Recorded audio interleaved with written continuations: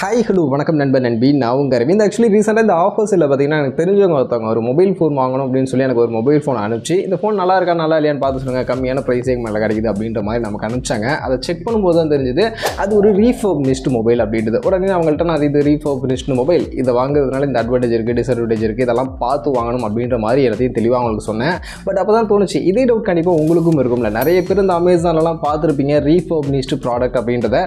So அப்படிப்பட்ட அந்த refurbished ப்ராடக்ட்டை வாங்கலாமா, வாங்குறதுனா என்னெல்லாம் மெயினாக பார்த்து வாங்கணும், வாங்குறதுனால என்ன அட்வான்டேஜ் என்ன டிஸ்அட்வான்டேஜ் அப்படின்ற மாதிரினா அந்த விஷயங்களாக தான் இந்த வீடியோவில் நான் உங்ககிட்ட ஷேர் பண்ணிக்க போகிறேன். நண்பா, வீடியோக்குள்ளே போகிறதுக்கு முன்னாடி நீங்கள் ஆன்லைனில் நிறைய ப்ராடக்ட்லாம் பர்ச்சேஸ் பண்ணுவீங்க, ஆஃபரில் பர்ச்சேஸ் பண்ணணும், நல்ல நல்ல டீல்ஸ் எல்லாம் மிஸ் பண்ணாமல் தெரிஞ்சுக்கணும் அப்படின்னு நினச்சிங்கன்னா அதற்காகவே டே டு டே ஆஃபர் அப்படின்ற ஒரு டெலிகிராம் சேனல் நம்ம ரன் பண்ணிட்டு வந்துட்டு இருக்கோம். இந்த சேனலில் ரெகுலராக ஆன்லைனில் வரக்கூடிய எல்லா ஆஃபரையும் நான் அப்டேட் பண்ணிட்டு இருக்கேன். ஸோ ஆஃபர்ஸை மிஸ் பண்ணக்கூடாதுன்னு நினச்சிங்கன்னா உடனே நம்ம சேனலில் வந்து ஜாயின் பண்ணிங்க. ஜாயின் பண்ணுறதுக்கான லிங்க் டிஸ்கிரிப்ஷனில் இருக்குது. ஸோ ஃபர்ஸ்ட் ஆஃப் ஆல் இந்த ரீஃபர்பிஷ்டு ப்ராடக்ட் அப்படின்றத பற்றி இனிமேல் நிறைய பேருக்கு தெரியல. ஏன்னா எனக்கு அனுப்பிச்சவங்களே பார்த்தீங்கன்னா அது ஒரு புது ஃபோன் அப்படின்னு நினச்சி தான் எனக்கு அனுப்பிச்சாங்க. அதுக்கப்புறம் நான் சொன்னது தான் ரீஃபர்பிஷ்டு அப்படின்னா என்ன அப்படின்றத பற்றிலாம் உங்களுக்கு தெரிஞ்சுது. ஸோ அதனால் ஃபஸ்ட்டு இந்த ரீஃபர்பிஷ்டு அப்படின்றத பற்றி உங்களுக்கு சொல்லிடுறேன். ஸோ ரீஃபர்பிஷ்டு ப்ராடக்ட் அப்படின்றது வேறு ஒன்றும் இல்லை.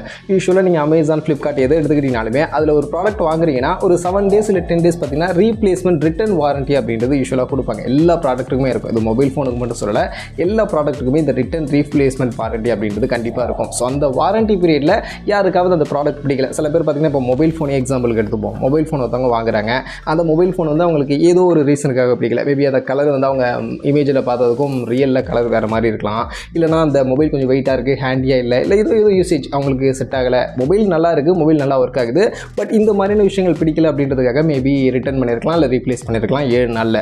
ஸோ அந்த மாதிரி வரக்கூடிய ப்ராடக்ட்டும் இருக்கும். இன்னொரு சைடு என்னென்னா, அந்த மொபைல் வாங்கியிருப்பாங்க, வாங்கி யூஸ் பண்ணியிருப்பாங்க, அந்த மொபைலில் ரியலாகவே ஏதாவது பிரச்சனை இருந்திருக்கும். கேமரா ஒர்க் ஆகாமல் இருந்திருக்கலாம், இல்லை ஃபிசிக்கல் டேமேஜ் இருக்கலாம், இல்லை ஃபிசிக்கல் பட்டன்ஸ் ஒர்க் ஆகாமல் இருக்கலாம், இல்லை ஸ்பீக்கர் ஒர்க் ஆகாமல் இருக்கலாம். இந்த மாதிரி ஏதோ ஒரு பிரச்சனை அந்த ஸ்மார்ட் ஃபோனில் டிஃபால்ட்டாக இருந்திருக்கலாம். அப்படி இருந்துச்சுன்னா அதையுமே அவங்க ரிட்டர்ன் பண்ணியிருப்பாங்க. ஸோ அந்த மாதிரியான ப்ராடக்ட்ஸுமே பார்த்திங்கன்னா பேக்ட்ராப்பில் அது ரிட்டர்ன் எடுத்து அது அவங்களுடைய வேர் ஹவுஸ்க்கு போயிட்டு அங்கே திரும்பவுமே அதை செக் பண்ணுவாங்க. ரீசெக் பண்ணி அதில் என்ன தான் பிரச்சனை இருக்குது, உண்மையில் அதை பிரச்சனை இருக்கா, அவங்க சொன்ன மாதிரியான பிரச்சனைகள்லாம் இருக்கான்னு பார்த்துட்டு அதை வந்து கொஞ்சம் ரெக்டிஃபை பண்ணுவாங்க. அதை ரெக்டிஃபை பண்ணி அந்த ப்ராப்ளம்ஸ்லாம் க்யூர் பண்ணி அகெயின் சேல் பண்ணுவாங்க. அப்படி சேல் பண்ணக்கூடிய ப்ராடக்ட் தான் இந்த ரீஃபர்பிஷ்டு ப்ராடக்ட் அப்படின்ற மாதிரி சொல்லுவாங்க. அண்ட் இந்த ரீஃபர்பிஷ்டு ப்ராடக்ட் பார்த்தீங்கன்னா அதில் இருந்த பிரச்சனைக்கு ஏற்ற மாதிரி ஒரிஜினல் ஸ்மார்ட் ஃபோனுடைய ப்ரைஸிங்லேருந்து இந்த ரீஃபர்பிஷ்டு ஸ்மார்ட் ஃபோனுடைய ப்ரைஸிங் கொஞ்சம் கம்மியாக வச்சு செல் பண்ணுவாங்க. இதனால தான் நமக்கு ஆன்லைனில் பார்த்தீங்கன்னா ரீஃபர்பிஷ்டு அப்படின்னு கிடைக்கக்கூடிய ப்ராடக்ட்லாம் நமக்கு கொஞ்சம் கம்மியான செக்மெண்ட்டில் கிடைக்கும்.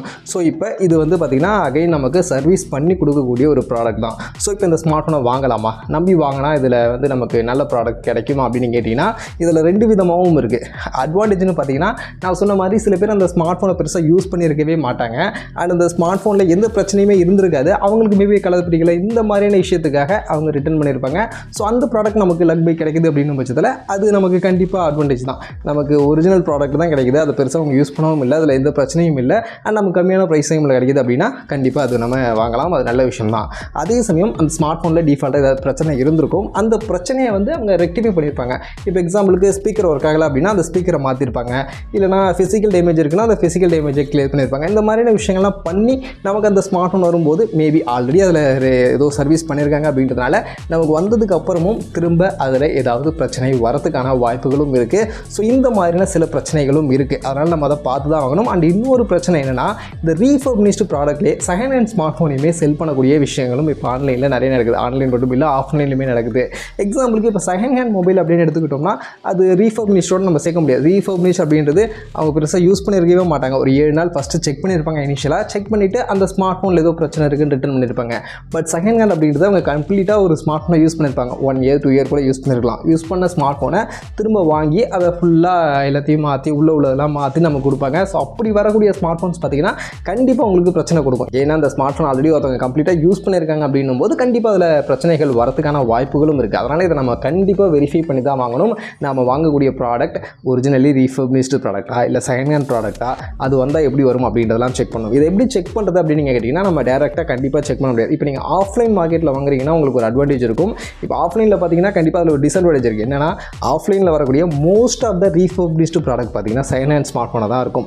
அவங்களுக்கு கடைக்கு வரக்கூடிய யாரோ ஒருத்தவங்க செல் பண்ணக்கூடிய ஸ்மார்ட் ஃபோனை அவங்க ரேட் இது பண்ணி கிளியர் பண்ணி நமக்கு ரீஃபர்பிஷ் அப்படின்னு சொல்லி தான் செல் பண்ணுவாங்க.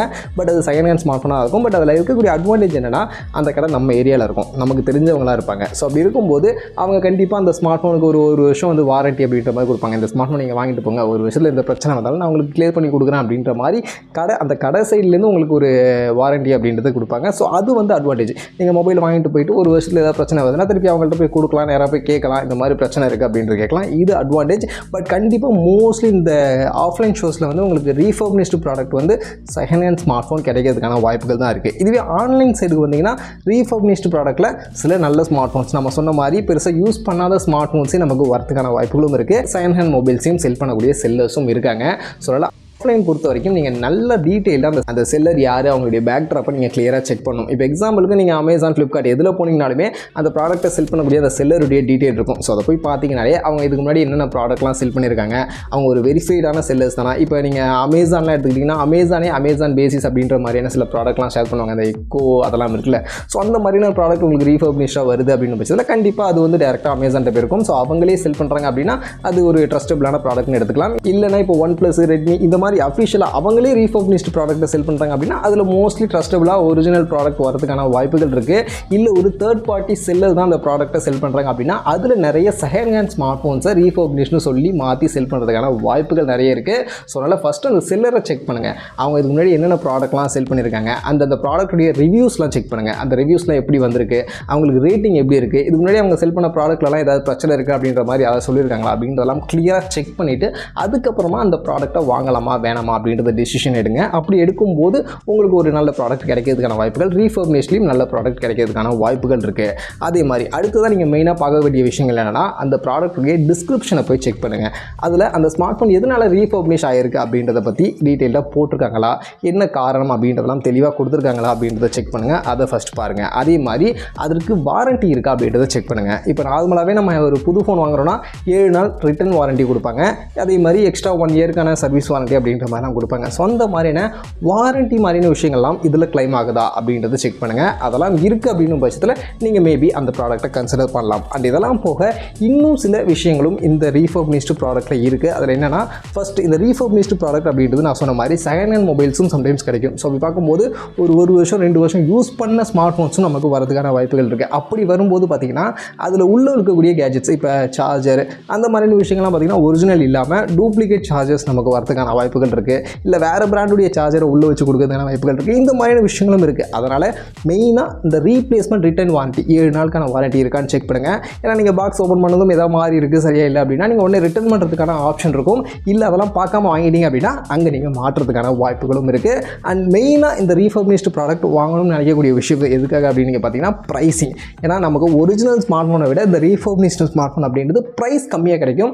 அதனால தான் நிறைய பேர் இதை வாங்கலாம் அப்படின்ற மாதிரி தோணும். ஸோ அந்த வகையில் ப்ரைஸிங் பொறுத்த வரைக்கும் இப்போ உங்களுக்கு ஒரு 20,000 ஸ்மார்ட் ஃபோன் எடுத்துங்க. அந்த ஸ்மார்ட் ஃபோன் ரீஃபர்பிஷ் ஆகி உங்களுக்கு ஒரு 19,000 இல்லை 19,500 அப்படின்ற மாதிரி செல் பண்ணுறாங்கன்னா அதை நீங்கள் கன்சிடரே பண்ணாதீங்க. ஏன்னா நீங்கள் அதுக்கு மேலே ஒரு 500-1000 எக்ஸ்ட்ரா போட்டிங்கன்னா உங்களுக்கு புது ஃபோனே கிடச்சிடும். அப்படி இருக்கும்போது அந்த நேரத்தில் நீங்கள் ரீஃபர்பிஷ்டு ஸ்மார்ட் ஃபோன் பக்கம் போகாதீங்க. 500-1000 கம்மியாக கிடைக்குது அப்படின்றதுக்காக. இதே சமயம் உங்களுக்கு ஒரு 5,000 கம்மியாக கிடைக்குது. இப்போ 20,000 ஃபோன் ஒரு 15,000 இல்லை 15,000 கீழே கிடைக்குது அப்படின்னும் போது அந்த நேரத்தில் மட்டும் நீங்கள் அதை கன்சிடர் பண்ணுங்கள். அப்போவுமே நான் சொன்ன இந்த விஷயங்கள் எல்லாத்தையுமே கிளியராக வெரிஃபை பண்ணிவிட்டு அது ட்ரஸ்டபுளாக இருக்கா, அது ஒரிஜினலாக வாங்கலாமா அப்படின்ற டிசிஷனை எடுத்து அதுக்கப்புறமா வாங்கலாமா வேணாமான்னு முடிவு பண்ணுங்கள். அப்படி வாங்கும்போது உங்களுக்கு ஓரளவுக்கு நல்ல ப்ராடக்ட் ரீஃபர்பிஷ்ட்லையும் கிடைக்கிறதுக்கான வாய்ப்புகள் இருக்குது. மற்றபடி ரீஃபர்பிஷ்டு ப்ராடக்ட்னா என்ன, அதில் எப்படி வாங்கணும், எப்படி பார்த்து வாங்கணும் அப்படின்ற விஷயங்கள் எல்லாத்தையும் கிளியராக இந்த வீடியோவில் நான் உங்களுக்கு சொல்லியிருக்கேன்னு நினைக்கிறேன். கண்டிப்பாக உங்களுக்கும் புரிஞ்சிருக்கும் அப்படின்னு நான் நம்புகிறேன். வேறு ஏதாவது டவுட் இருந்துச்சுன்னா நீங்கள் கண்டிப்பாக கமெண்ட்ஸில் வந்து கேளுங்க. அங்கே நான் உங்களுக்கு எல்லாத்தையும் கிளியராக எக்ஸ்பிளைன் பண்ணுறேன். அண்ட் அது போக இந்த மாதிரியான இன்ஃபர்மேட்டிவான வீடியோஸ்லாம் இனிமேல் நிறைய நம்ம சேனலில் போடலாம் அப்படின்ற ஐடியாவில் இருக்கேன். ஸோ இதை பற்றி உங்களுடைய ஒப்பீனியன் என்னன்னு சொல்லுங்கள். இந்த மாதிரியான வீடியோஸ்லாம் போடலாமா, உங்களுடைய சப்போர்ட் இருக்குமா அப்படின்றத அப்படியே ஒரு லைக் பண்ணி கமெண்ட்ஸ்லையும் வந்து தெரியப்படுத்துங்க. கண்டிப்பாக இந்த மாதிரி வீடியோஸ் நிறைய நம்ம சேனலில் போட ட்ரை பண்ணலாம்.